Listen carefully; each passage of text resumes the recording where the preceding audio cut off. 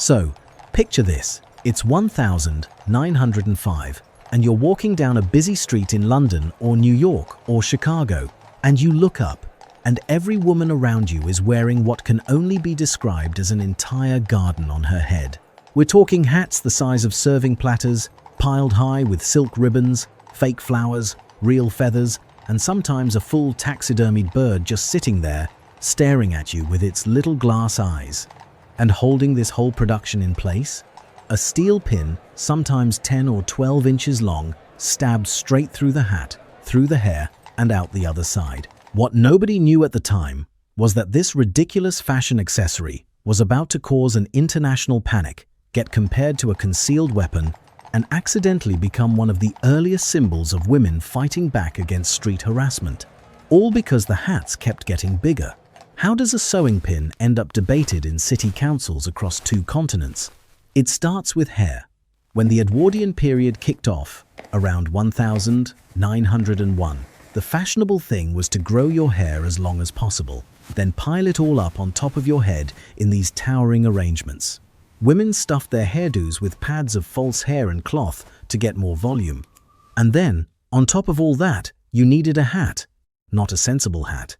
A massive, elaborate, look-at-me hat covered in every decorative material the millinery industry could get its hands on. Ostrich plumes were a perennial favorite. Peacock feathers, egret plumes, pheasant tails. Some hats featured entire stuffed birds arranged in dramatic poses. Others were assembled from parts of several different bird species, like some kind of Frankenstein pigeon. The demand for feathers was so intense that by 1886, an estimated 5 million birds were being killed every year just for the hat trade. Egret plumes were selling for $32 an ounce in 1903.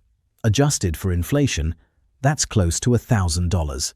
For feathers, and if you wanted one of these hats to stay on top of your massive hairstyle while you walked down the street, rode in a carriage, or squeezed onto a crowded streetcar, you needed a long, sharp pin driven through the whole thing. The bigger the hat, the longer the pin. And the hats just kept getting bigger. That's the simple version. A big hat needs a big pin. Engineering problem, engineering solution. But here's where it gets interesting. These pins weren't decorative little things. They were steel spikes, sometimes over 10 inches long, with sharp points that could poke through fabric, hair, and, as it turned out, human skin. In the crush of crowded streetcars and train carriages, accidental hatpin injuries started happening all the time. People were getting jabbed in the face, the neck, behind the ear. One newspaper account from New York described a streetcar passenger who was pricked behind the ear by a stranger's hatpin and fell into a coma within a week. And no, I'm not making that up, but here's the detail that everyone missed at the time. Women weren't just accidentally hurting people, they were starting to notice something. These pins they carried around every single day, pinned right to their heads, happened to be extremely effective at making men back off. In the early 1900s, more and more women were out in public alone for the first time, working, shopping, commuting. And with that independence came a very specific problem, the masher. That was the period term for a man who harassed unescorted women on the street. He'd grab your arm, follow you, make comments, and generally operate on the assumption that a woman alone had no way to fight back. Hatpins changed that math. Women started jabbing mashers in the hand, the arm, wherever they could reach. And it worked. The mashers did not enjoy being stabbed. Newspapers picked up the trend. Women's magazines started publishing articles about the best way to use a hatpin for self-defense. In 1903, the New York World reported on a woman who stuck her hatpin into a masher on the street. In 1909, the Oregonian Daily Journal described a 19-year-old named Kate Vogel who fought off an arresting police officer with her hatpin so fiercely that both she and the officer ended up in the hospital. 100 female factory workers in New York once charged police officers with hatpins drawn after 2 of their co-workers were arrested. In a suburb of Chicago, a woman and her husband's mistress squared off with hatpins like a pair of old-fashioned duelists until police broke it up. I mean, think about that for a second. Women were carrying a socially acceptable weapon every single day, and everybody just sort of pretended it was about keeping a hat on, which, looking back, was either incredibly brave or incredibly stupid on the part of the men who decided to pick fights with women wearing steel spikes on their heads. Now, here's where the story takes a turn nobody expected.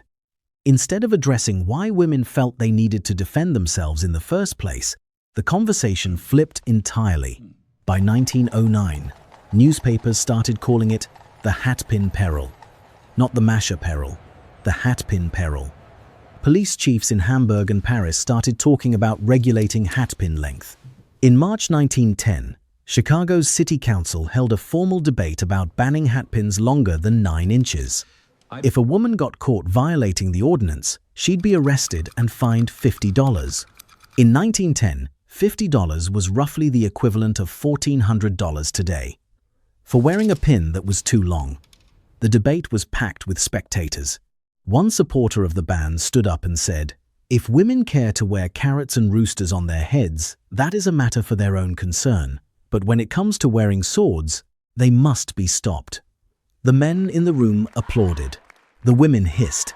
Then a woman named Nan Davis, representing several women's clubs, asked to address the committee. Her response was simple. "If the men of Chicago want to take the hatpins away from us, let them make the streets safe." Similar laws popped up in Milwaukee, Baltimore, Pittsburgh, New Orleans, and cities across Europe. Ordinances required women to cover the tips of their hatpins with protective caps so they wouldn't accidentally injure people. Women who couldn't afford proper caps stuck pieces of cork or raw potato on the ends of their pins, which is both resourceful and hilarious. But not every authority figure was on board with the crackdown. In St. Louis, one judge told a woman she never should have been brought into his court after she stabbed a harasser. He said he believed she was justified and that if she'd stabbed the man a few more times, she would have been right to do so. If you're finding this useful, hit subscribe. We cover strange history like this every week. By the time World War I broke out in 1914, the entire hatpin debate just evaporated. Governments had bigger concerns than regulating the length of women's accessories. And after the war, fashion shifted completely. The 1920s brought bob haircuts, smaller cloche hats, and a whole new silhouette that didn't require 12-inch steel pins to hold anything in place. The Migratory Bird Treaty Act of 1918 also put a dent in the feathered hat industry, banning the use of certain bird species for millinery. The giant Edwardian hat and the giant pin that went with it quietly disappeared. But the women who argued for their right to carry hatpins weren't just arguing about fashion. They were making the same argument that echoes through every generation since. Don't regulate what women carry. Address why they feel they need to carry it. Nan Davis told Chicago to make the streets safe instead of taking away women's hatpins. That was 1910. And here we are, over 100 years later, still having essentially the same conversation. If you want to see how another everyday object accidentally changed history, that video is on screen now.